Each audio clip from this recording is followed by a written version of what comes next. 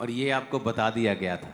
और अब से नहीं, सिर्फ फरवरी से 31 से नहीं, अगर आप पिछले साल देखेंगे, पिछले साल के उस मोड़ पे मैंने ये बताया था जब हर शेयर मार्केट एवरीथिंग टॉप के ऊपर था। मैंने कहा था नहीं, ऐसा नहीं होगा। इसमें कोई सरकार की नाकामी की मैं बात नहीं कर रहा हूं, मैं आपको वो बता रहा हूं जो परमेश्वर मुझे दिखाता है आप लोगों के लिए कि आने वाला समय किस तरह का होगा।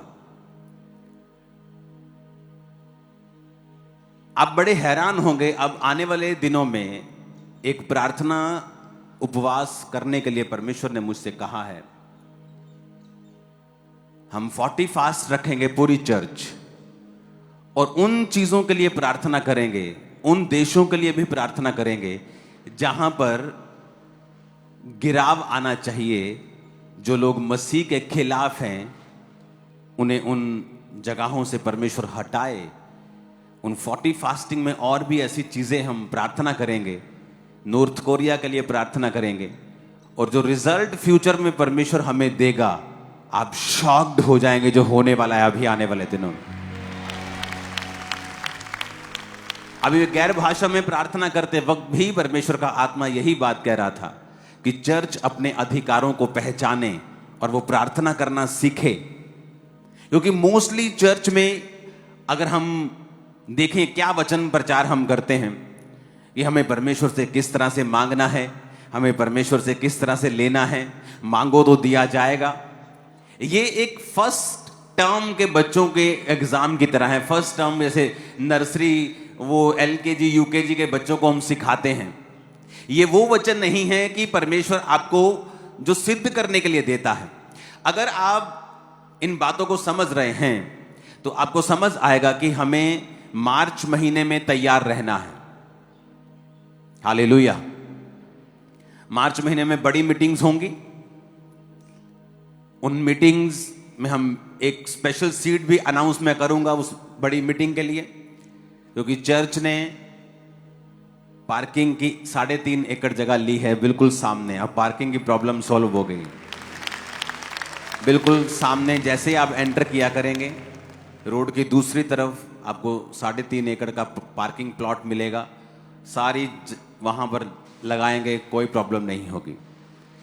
तो हमें तैयार रहना है। उसके बाद बीज के बाद और बीज के पहले ही 13 और 16 मार्च से पहले ही 40 फास्टिंग की डेट अनाउंस होगी। 40 दिन के रोजे हम चर्च में आकर प्रेयर में रहेंगे। आप लोग भी प्रेयर में रहेंगे। प्रेयर पॉइंट्स मैं यहां पर नहीं बताऊंगा, वो जब आप जो लोग वहां पे होंगे उन्हीं के साथ मिलकर उन प्रार्थना पॉइंट के साथ हम प्रार्थना करेंगे। मैं आपको बता रहा हूं कुछ ऐसा हो रहा है जो किसी ने सोचा नहीं। पॉलिटिकली मैं आपको बता रहा हूं पूरी दुनिया में परमेश्वर कुछ बड़े डिसीजंस के साथ दुनिया में अपने आप को शो करेगा कि एंड पावर उसी की है और ताकत भी उसी की है। और उसी ने नबूकदनेस्सर को गद्दी पे बिठाया था और उसी ने उसको उतार दिया था। क्योंकि जब नबूकदनेस्सर, बाइबल कहती है, फूल उठा और कहा कि मैंने अपने ही ताकत और अपने इन्हीं हाथों की ताकत से पूरे साम्राज्य को बनाया है, तो परमेश्वर ने उसे गिराने का फैसला कर लिया। और बाइबल कहती है 7 काल यानी 3.5 साल उस पर बीते, उसके नाखून और बाल बढ़ गए और उसने बैलों के साथ घास चरी और वो पागलों के समान जीवन बिताया। और जब टाइम बीत गया और उसने आसमान की ओर जब निगाह उठाई और कहा, परमेश्वर तू ही है जो राज्य को देने वाला और तू ही लेने वाला है, तो परमेश्वर ने उसके राज्य को फिर से रिस्टोर किया, फिर से उसे वापिस किया। अब समय आ चुका है, हम प्रार्थना करेंगे पूरी चर्च के साथ मिलके, फास्टिंग के साथ, क्योंकि ये बड़ा इंपॉर्टेंट लेसन है। मोस्टली लोग क्या सोचते हैं, जो लोग आज अपनी प्रॉब्लम के लिए आए हैं, उनकी लाइफ में उनको हीलिंग चाहिए, उनके फादर उनको ट्रबल दे रहे हैं, फैमिली सेटल्ड नहीं है, फाइनेंस सेटल्ड नहीं, उन्हें लगता है कि ये चीजें तो उन लोगों के लिए हैं जो लोग अभी पूरी तरह से टेस्टिमोनीज लेके बैठे हैं, जिनका फाइनेंस सेट है, जो बीमार नहीं है, जो सब कुछ ठीक ठाक हो चुका है, वो लोग इस चीज को रखेंगे। हम तो बस ले हैंड करवाने के लिए आएंगे और प्रार्थना करेंगे। आप जानते हैं बहुत से पास्टर्स भी ये प्रीच करते हैं, और अब मैंने भी प्रीच किया है कि मांगो तो दिया जाएगा। परमेश्वर ने कहा जो तुम मेरे नाम से मेरे पिता से मांगोगे मेरा पिता तुम्हें देगा। पर ये एंटायरली ट्रूथ नहीं है, ये पूरा सच नहीं है, ये आधा सच है। जब आप चर्च को आधा सच परोसते हैं तो चर्च को सुनने में अच्छा लगता है, और जब चर्च को सुनने में अच्छा लगता है वो सुन के चले जाते हैं, लेकिन जब प्रैक्टिकली उस वचन को वो फॉलो करना शुरू करते हैं, उनकी लाइफ में फिर रिजल्ट जब नहीं आता, फिर वो गिरते तो पाप में हैं लेकिन चर्च के मेंबर भी रहते हैं, और पास्टर को लगता है कि वो चर्च आ रहे हैं, everything is going well, but ऐसा नहीं होता है। क्योंकि आपको पूरा ट्रुथ, पूरा सच परोसना होता है। क्योंकि जैसे कई बच्चों को देते हैं ना, आप उनको प्लेट दीजिए खाने की, उसमें करेले भी हैं, उसमें हरी सब्जी भी है, उसमें आलू की सब्जी भी है, उसमें पूड़ी भी है, तो वो आलू पूड़ी खा लेंगे, करेला छोड़ देते हैं, कहते हैं हमें टेस्टी नहीं लगता। लेकिन उन्हें ये नहीं पता कि ये हरी सब्जी उनकी बॉडी के लिए बेनिफिशियल है। तो जब अभी तो मजा आ रहा है, अभी तो खा रहे हैं आलू पूड़ी, लेकिन जब उसके बाद में उनकी बॉडी में गड़बड़ नजर आएगी, इम्बैलेंस होगा, तब फिर वो बहक जाएंगे, शक करने लगेंगे, डाउट में आ जाएंगे कि ऐसा क्यों हो रहा है। क्योंकि आपको पूरा ट्रूथ खाना पड़ेगा। उस पूरे ट्रूथ में कुछ बातें अच्छी भी हैं जो आपकी बॉडी को अच्छी लगेंगी। Wow, ask and you shall receive, वो व्हाट ए वंडरफुल वर्ड, कि मैं मांगूंगा और पाऊंगा। यह है आपका पूड़ी आलू। अगला है ढूंढो तो तुम पाओगे, यह है आपकी हरी सब्जी जो लोग चाहते नहीं हैं। वो ये चाहते हैं मांगो तो दिया जाएगा। पास्टर प्रीच करते हैं, लोग हैप्पी हो जाते हैं, वाओ वी आस्क एनीथिंग, कुछ भी मांगो तो परमेश्वर हमें देगा। लेकिन मेरी लाइफ में ऐसा नहीं हुआ। कई बार आप अपनी लाइफ में मांगेंगे, या किसी की आप एग्जांपल ले लें, आज कोई चर्च में बैठा मांग रहा है कि परमेश्वर मेरी मैरिज इस भाई के साथ, इस बहन के साथ, कोई भी इसके साथ, उसकी बहन के, कुछ भी मांग रहे हो आप कि इसके साथ हो जाए या उसके साथ हो जाए। लेकिन कई बार परमेश्वर की वो मर्जी नहीं होती, और आप नहीं जानते परमेश्वर ने फ्यूचर में आपके लिए क्या रखा होता है। तो आप अगर पहले वचन में ही अड़े हुए हैं कि मांगो तो दिया जाएगा, तो आप जब परमेश्वर उस चीज को आपकी लाइफ में नहीं करेगा तो आप कहेंगे नहीं, ये वचन पूरा नहीं हुआ। क्योंकि इब्रानियां 11 उसकी 6 आयत में लिखा है, विश्वास बिना उससे प्रसन्न करना अनहोना है, क्योंकि प्रभु के पास आने वालों को विश्वास करना चाहिए कि वो है, और वह अपने खोजने वालों को प्रतिफल देता है। Ask and you shall receive, and seek, ढूंढो तो तुम। अब सेकंड पार्ट क्या होता है कि आपको परमेश्वर को ढूंढना होता है। अगर आप एक प्रार्थना कर रहे हैं कि परमेश्वर मेरी लाइफ में मुझे यह चीज चाहिए, परमेश्वर कहता है साथ साथ आपको मुझे ढूंढना भी पड़ेगा, क्योंकि परमेश्वर अपने खोजने वालों को प्रतिफल देता है। प्रतिफल का मतलब यह होता है कि जो आप मांग रहे हैं, हो सकता है कि वो डायरेक्ट चीज आपको ना मिले, लेकिन जो आपने मेहनत की है, जो आपने प्रार्थनाएं की हैं और प्रभु को खोजा है, उसकी वजह से शायद जो आपने मांगा था उससे भी 10 टाइम 100 टाइम बेटर चीज, अच्छी चीज आपकी लाइफ में परमेश्वर देगा और अपने वचन को वो पूरा करेगा। पर आज कलीसिया जो है वो वचन को पूरा सुनना नहीं चाहती, वो अपनी कानों की खुजलियां मिटाना चाहती है। उसे अच्छा लगना चाहिए, उसे और कुछ नहीं चाहिए। अगर उसे अच्छा लग रहा है तो वो वचन ठीक है। आज ये बात समझनी पड़ेगी, एक तरफ से मुझे मांगना होगा क्योंकि मेरा पिता मांगने से पहले जानता है मुझे किन चीजों की आवश्यकता है, लेकिन देता नहीं, देता तब है जब मैं मांगता हूं। तो एक तरफ से मुझे मांगना है जो भी मैं चाहता हूं, दूसरी तरफ से मुझे खोजना है। किसको? परमेश्वर को। कैसे खोजते हो आप उसको? एम्प्लीफाइड बाइबल में इब्रानियां 11 उसकी 6 आयत को हम पढ़ेंगे। मैं नीचे से उसको पढ़ूंगा। He is rewarder of those who earnestly and diligently seek him out। कहता वो रिवॉर्डर है उनका जो अर्नेस्टली, अर्नेस्टली का मतलब फोटो में देखेंगे, उसका मतलब है, पंजाबी में लिखा है दिलों, दिल से। अपने पड़ोसी को बोलो, दिल से। एम्पलीफाइड बाइबल में लिखा है, जेड़े दिल तो रब नूं लभदे ने। कहां से? दिलों। एंड डिलीजेंटली, कहता लगन से। डिलीजेंटली का मतलब है लगन नाल ते मेहनत नाल। कहता जेड़े परमेश्वर नूं लभणगे दिलों, लगन दे नाल ते मेहनत दे नाल। कई बार जो आप मांग रहे हैं परमेश्वर आपको नहीं देता, क्योंकि वो चाहता है बेटा अब तू दूसरा स्टेप लेगा। क्या? तो मुझे ढूंढेगा। मैंने 2004 और 5 में अगर जो मैंने मांगा था मुझे मिल गया होता, आज मैं आपके सामने कभी बैठा नहीं होता। शायद सेवा कर रहा होता, लेकिन इस लेवल पे कभी नहीं होता, क्योंकि ये चॉइस होती है।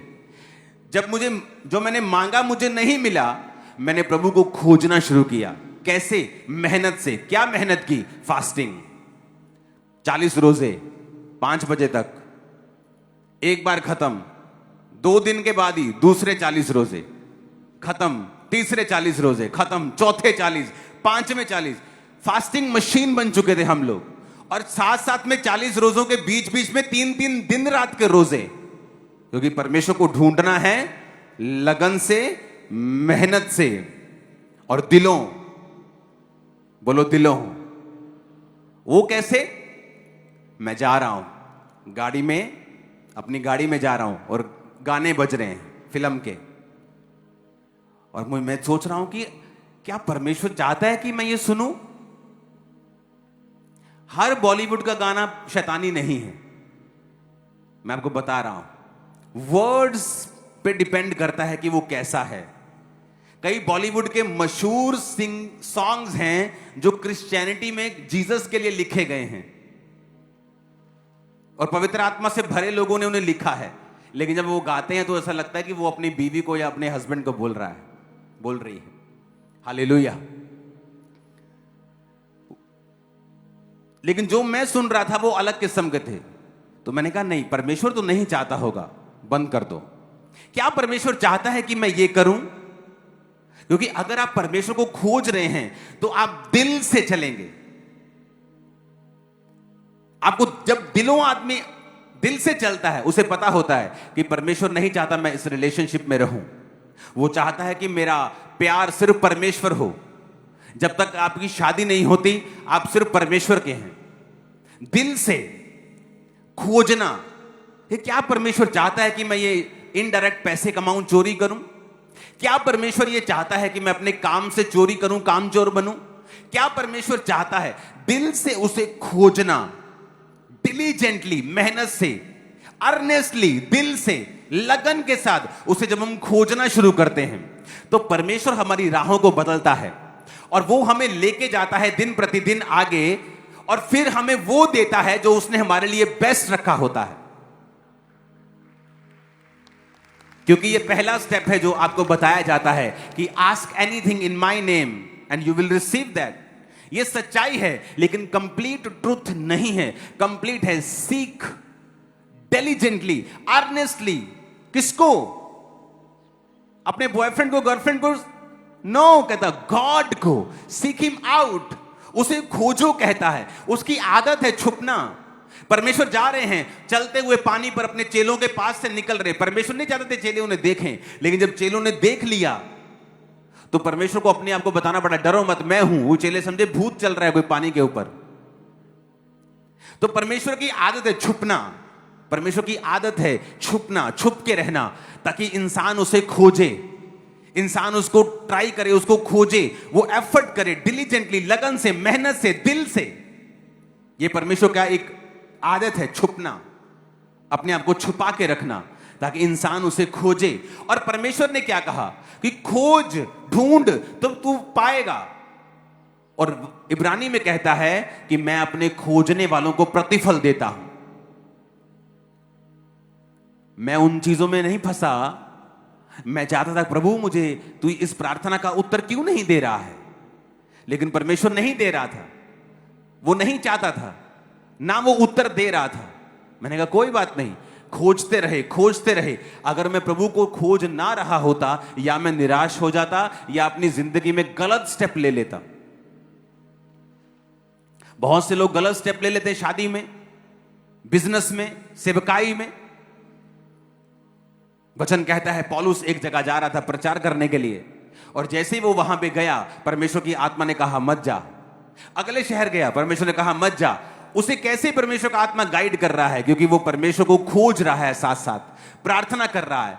उसके वचन में पढ़ के देखो, कहता मैं अपने शरीर को मारता कूटता और वश में लेके आता हूं कि जो मैं प्रचार कर रहा हूं उसके विषय में मैं निकम्मा ना ठहरूं।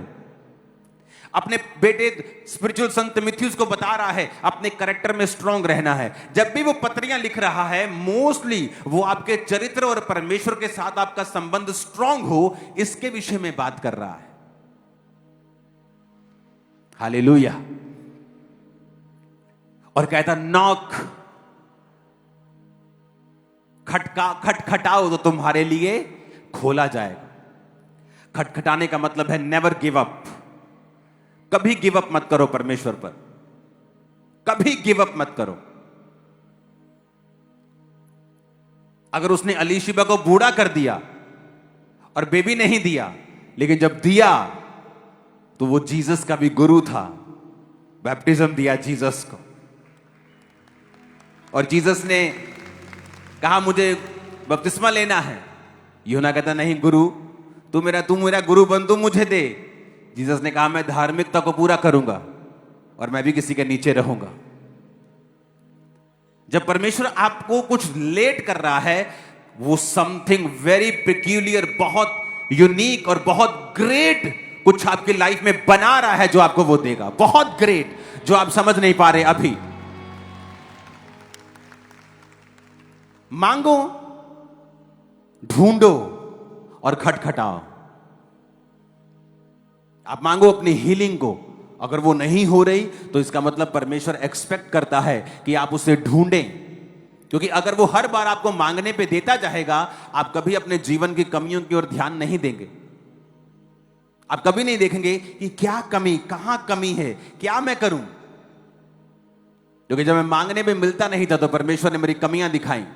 तेरी मेहनत कम है, तेरी फास्टिंग कम है, तेरी प्रेयर कम है। फिर मैं उस दिशा की ओर चल पड़ा जहां मुझे लगन से, मेहनत से परमेश्वर को खोजना था। अपनी लाइफ को भी साथ साथ परमेश्वर के साथ चलाना था।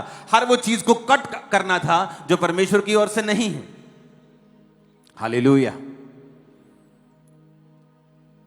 तो ये एक जर्नी है, क्योंकि जब आप मांगते हैं और आपको मिलता नहीं है, तब आपको यह खोजना होगा कि मुझे प्रभु के करीब कैसे जाना है और मुझे अपने जीवन की कमियों को कैसे ठीक करना है कि मैं आगे बढ़ सकूं। नहीं तो फिर लाइफ में कंफ्यूजन रहेगी। आप मांगेंगे, मिलेगा नहीं, और आप बीच में स्टक हो जाएंगे।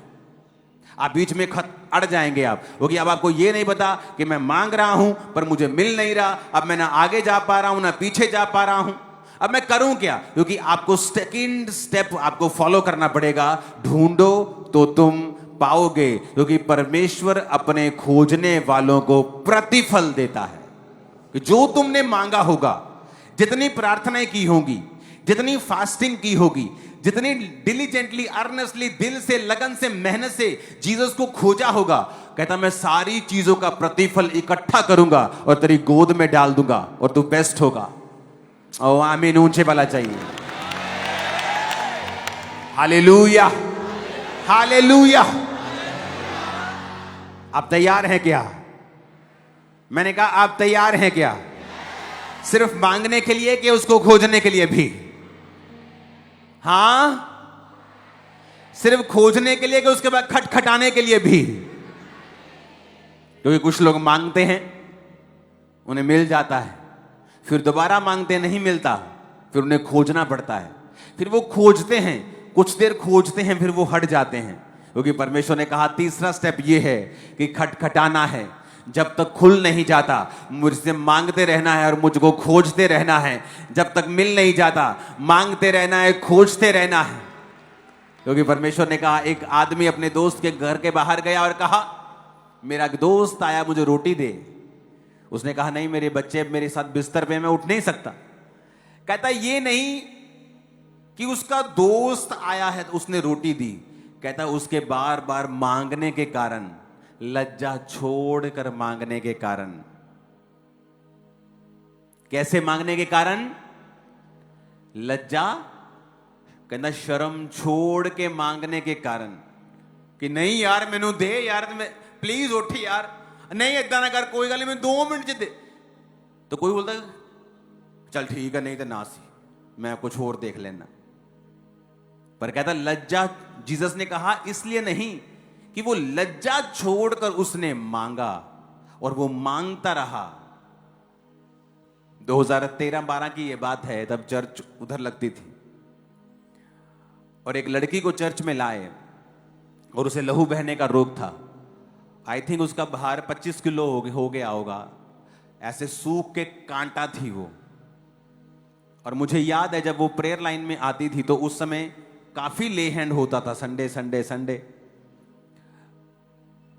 तो वो बार बार लाइन में लग जाती थी। उसने एफर्ट करना कि मुझे प्रार्थना करवा के ही जाना है और उस पर ले हैंड होता गया। आई थिंक मुझे जितना मालूम है कम से कम 100 बार उस पर ले हैंड हुआ होगा। लज्जा छोड़कर उसने मांगा। 10 साल 12 साल बाद मैंने उसे प्रेयर लाइन में देखा, वो बेबी पकड़ा, पता नहीं क्या, मैंने उसे देखा, मैंने कहा तू तो वही लड़की है। कहती हाँ मैं ठीक हो गई थी, मेरी शादी हो चुकी है, अब मैं किसी और प्रेयर रिक्वेस्ट को लेके आई हूं। तो मैं देख रहा था कि परमेश्वर तेरा वचन पूरा होता है। उसने गिव अप नहीं किया। 2 बार ले हैंड, 3 बार ले हैंड हुआ, ब्लड अभी भी आ रहा है, रंग ब्लैक हो चुका है, बिल्कुल सूख, जितना आप इमेजिन करते हो किसी को सूख, उतना सूखी हुई थी। लेकिन परमेश्वर कहता अगर तू लज्जा छोड़कर मांगेगा, क्योंकि जहां प्रभु की उपस्थिति होती है ना, वहां चीजें आसान नहीं होती। जहां उपस्थिति नहीं होती वहां आसान होता है। लेकिन जहां आपको जीसस मिलेंगे तो जीसस को टच करना 12 साल की लहू बहने वाली औरत के लिए आसान नहीं था, क्योंकि जहां जीसस होते वहां लोग उनको छूने की कोशिश करते थे, आसान नहीं होता था। कुछ लोग कहते हैं कि जहां मर्जी चले जाओ, हर घर खुदा का घर है, हर घर खुदा का घर तो है, लेकिन वरदान हर घर के अलग हैं। अगर आप आंखों के डॉक्टर के पास चले जाओगे और बीमारी आपको कोई और होगी तो वो गाइड तो कर देगा, क्योंकि उसने बाकी पढ़ाई भी सिमिलर सी की है, लेकिन स्पेशलिस्ट के पास अगर आप नहीं जाओगे तो आपका इलाज होने वाला नहीं। परमेश्वर ने कहा, परमेश्वर ने चर्च को प्रेरित भविष्यद्वक्ता, पास्टर्स, इवेंजलिस्ट, टीचर्स दिए हैं।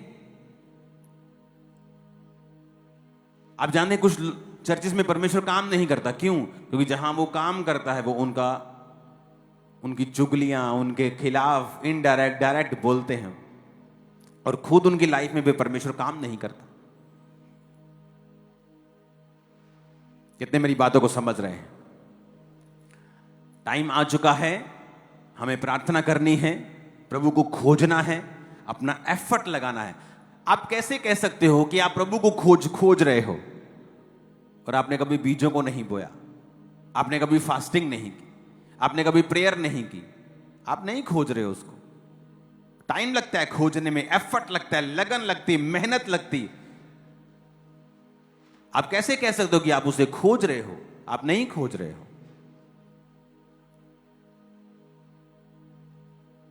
आई थिंक ये पहला बारिश का सीजन है जब चर्च अंदर है, टेंट नहीं है। हालेलुया, आराम से बैठे हैं, कोई टेंशन नहीं है। हालेलुया। बनाने को कब कट कुछ डाल देते, लेकिन जब कुछ बड़ा करना होता है तो टाइम लगता है। अब ये टेंट, ये शेड इतना बड़ा है और इधर को और इधर को और इधर को फैल रहा है, यहां लाखों लोग बैठ सकते हैं संडे। तो जब बड़ा करना होता है आपको परमेश्वर एक अलग तरीके से लेके जाता है, वो आपको अलग रीति के साथ गाइड करता है। तब लोगों को मुश्किल लगती है, लेकिन इसलिए मैं कहता हूं अपने अगुओं पर भरोसा रखना सीखो, क्योंकि जिस जगह फिर आप पहुंचोगे वो बेस्ट होगा। आमीन। इन 40 रोजों में हम प्रार्थना करेंगे इकोनॉमी के लिए भी, और मेरा बिलीव है ये ऊपर आएगी, हमारा देश ब्लेस होगा और बढ़ेगा। क्योंकि आप नहीं जानते, मैं आपको फिर कह रहा हूं, आपको शायद ये समझ नहीं है, आप नहीं जानते आपकी प्रेयर में कितनी पावर है। आप नहीं जानते, अभी नहीं जानते आप। हालेलुया। लेकिन आपको जल्दी मालूम हो जाएगा। अपने हाथों को उठाओ, अपने पड़ोसी को पहले बात करो, बोलो मांगना है। अच्छी तरह से पड़ोसी जगा दो जरा, बोलो मांगना है और प्रभु को ढूंढना है, और लगातार ढूंढना है, खटखटाना है। तू मांगेगा, ढूंढेगा, लगातार खटखटाएगा तो परमेश्वर तुझे प्रतिफल देगा, तेरी प्रार्थना का उत्तर आएगा। आमीन, आमीन। आप तैयार हैं खुदा को ढूंढने के लिए? अपने हाथों को उठाओ, थैंक यू जीसस बोलो।